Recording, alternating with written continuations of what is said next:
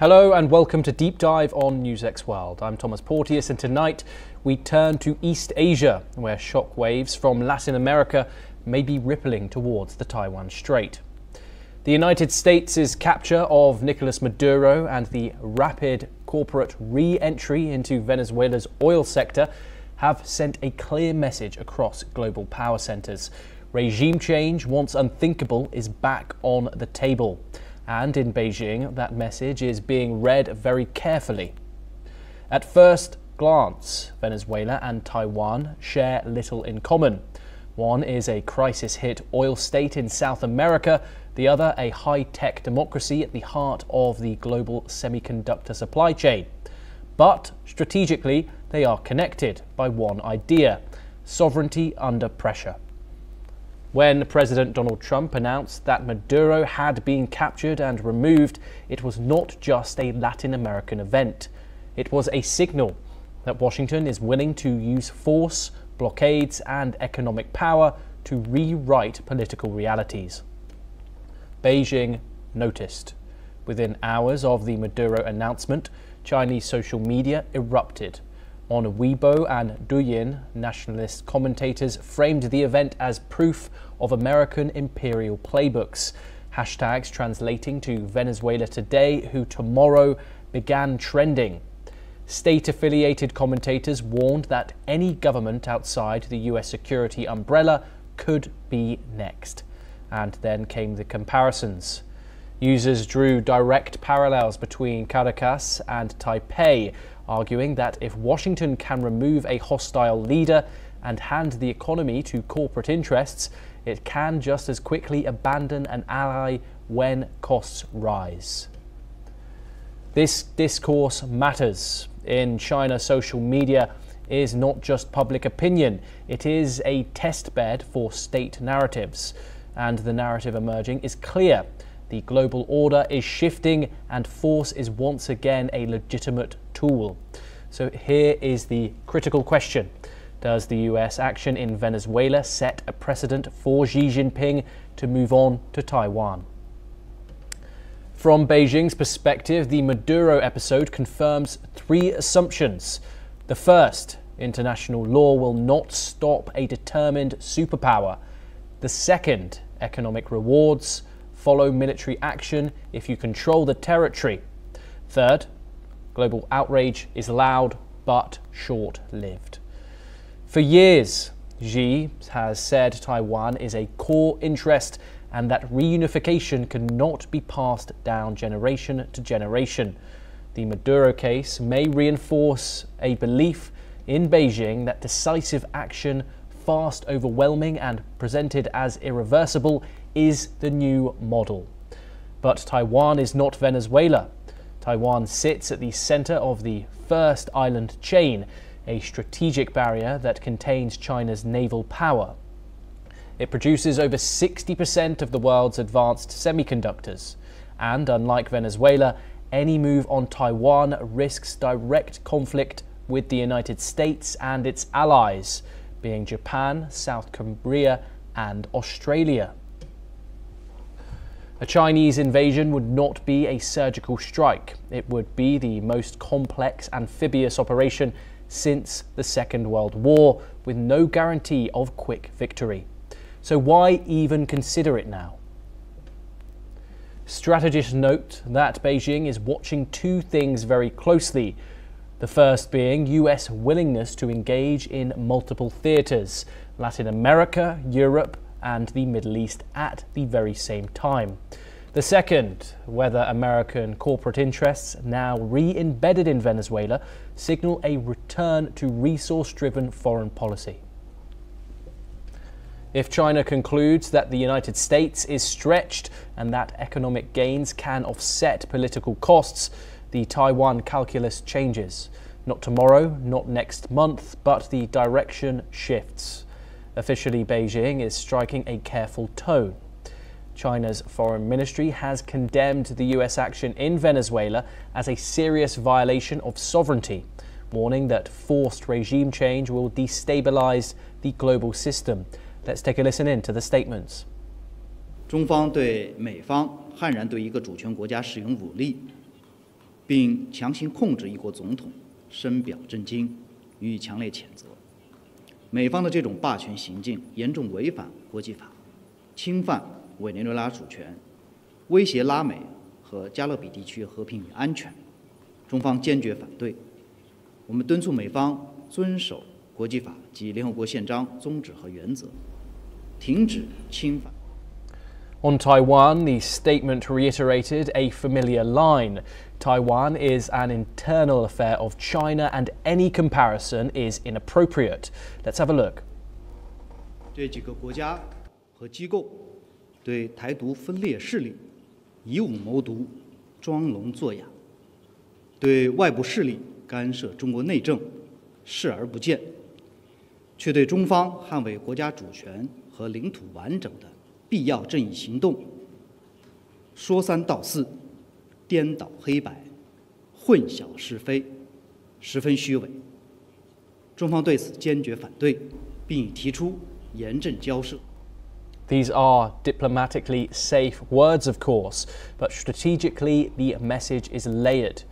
China is warning Washington, you cannot claim rules for yourself and deny them to others. So, does the capture of Maduro make a Chinese move on Taiwan more likely? Not immediately, but it does harden thinking in Beijing. It normalizes the idea that power, not process, decides outcomes, and it fuels a belief that history favors those who act, not those who wait. For Taiwan, this means heightened pressure, more military drills, more grey zone operations, more psychological warfare. For the world, it means this: the events in Caracas may one day be seen as a turning point when the shadow of force returned to global politics. As night falls over the Taiwan Strait, the question is no longer if the status quo is under threat, but how long it can hold. For more on this discussion, we're being joined by Ross Feingold. He is a political analyst and he joins us from the Taiwanese capital of Taipei, Taiwan. Thank you very much, Ross, for joining us as always. Let's get straight into this. How is the Maduro episode being interpreted inside strategic Chinese military planning circles beyond public rhetoric?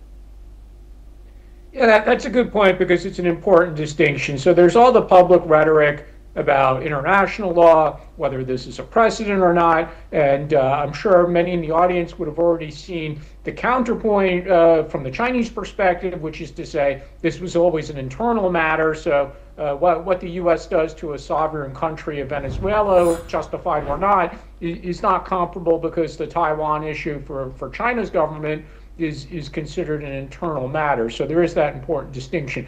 But when it comes to the internal and the strategic, obviously there's an important element here of researching what went wrong for the Venezuelans, and specifically what went wrong with their air defense systems, some of which were purchased from China as well as from Russia.